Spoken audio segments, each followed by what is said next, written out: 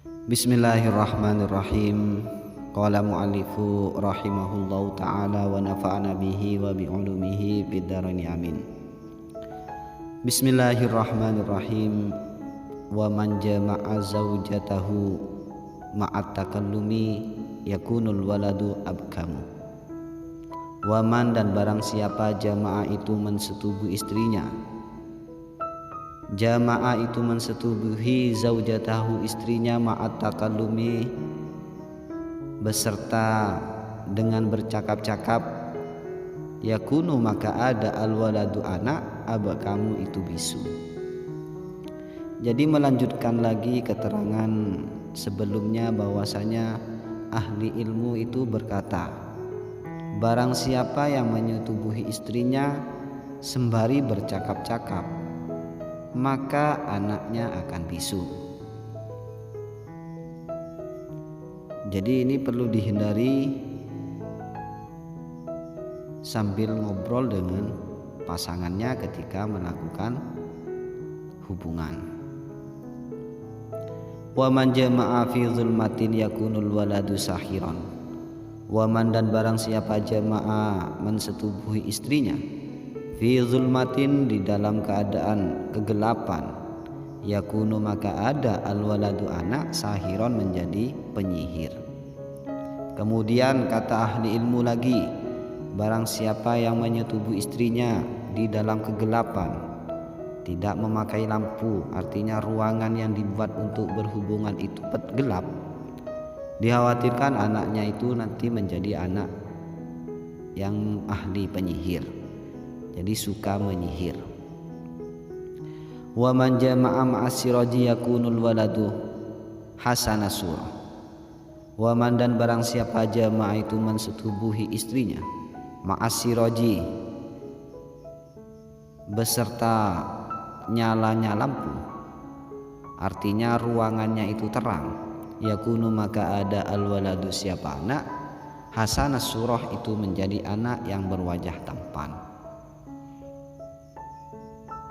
Jadi kalau ingin mendapatkan anak yang berwajah tampan, anak yang berwajah cantik, maka ketika mensetubuhi istrinya, maka usahakan di situ ruangannya itu jangan kegelapan, jangan dalam keadaan gelap, tapi harus terang benderang.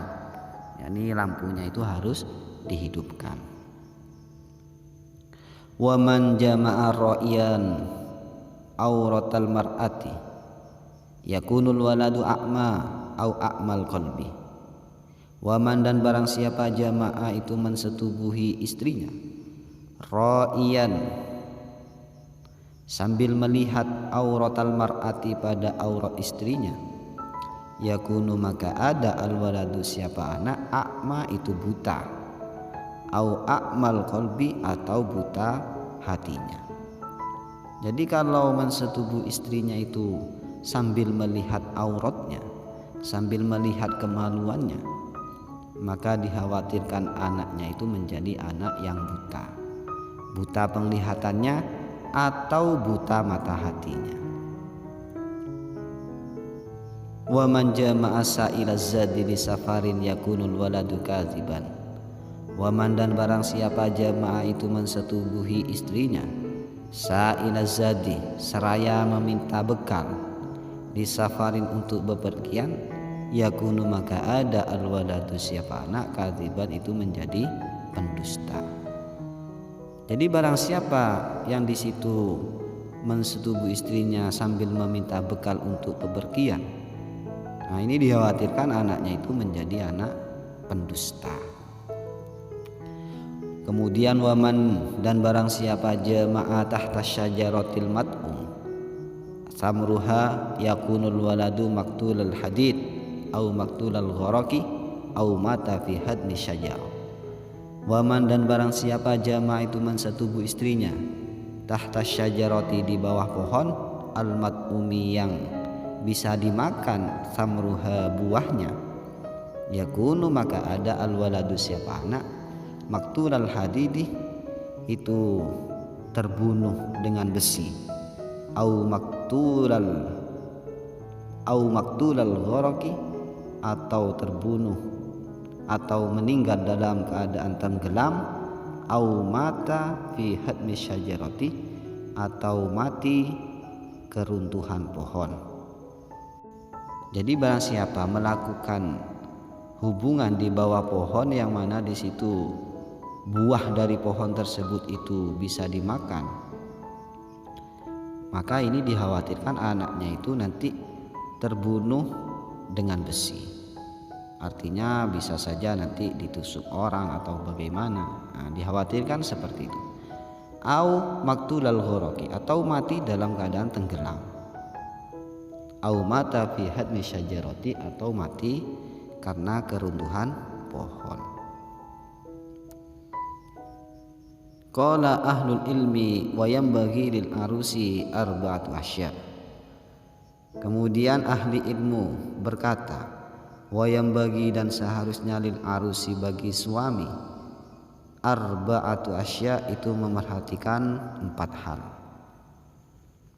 Awwaluha akhdhul yadaini, wa thaniha masu sadriha, wa thalithuha takbirul khaddaini, wa rabi'uha qiraatul basmalati inda idkhaliz zakari fil farji.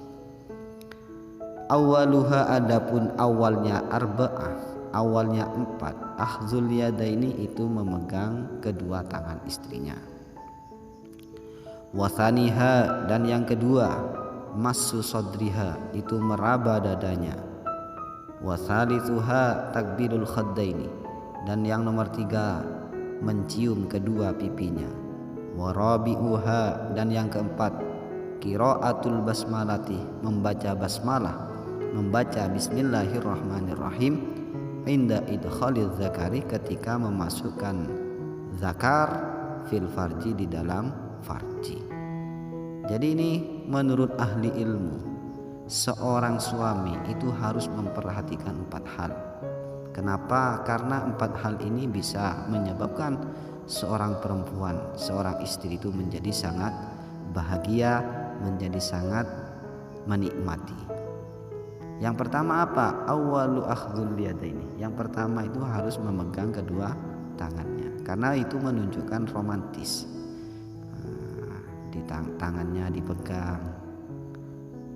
Yang kedua, jangan lupa massu sadriha, meraba dadanya. Nah, ini penting karena untuk merangsang sang istri agar lebih terengginas, lebih menikmati lagi nanti ketika sudah masuk pada intinya. Yang ketiga, takbirul khaddaini, mencium pipinya, mencium kedua pipinya, cipika-cipiki. Ini juga penting untuk pemanasannya agar lebih menikmati seorang perempuan.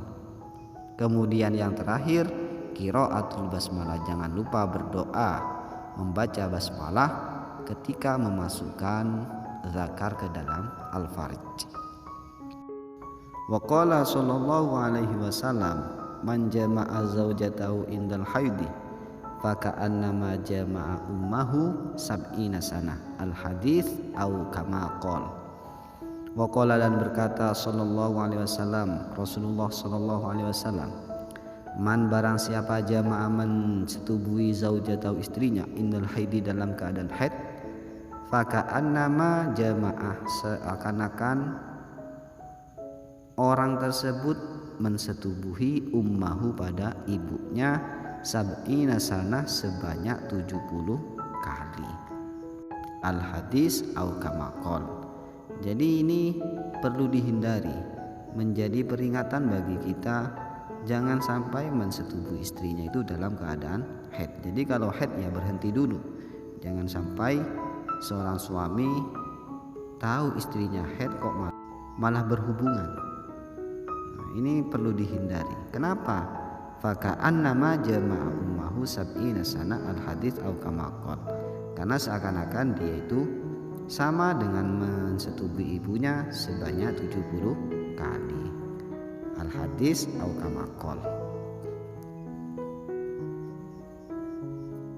Nafisatun dharifatun su'ila ba'dul masyayikh anin ni'amid dunya kam hiya wallahu a'lam bisawab. Semoga dengan kajian yang singkat ini bisa memberikan kemanfaatan. Amin Allahumma amin.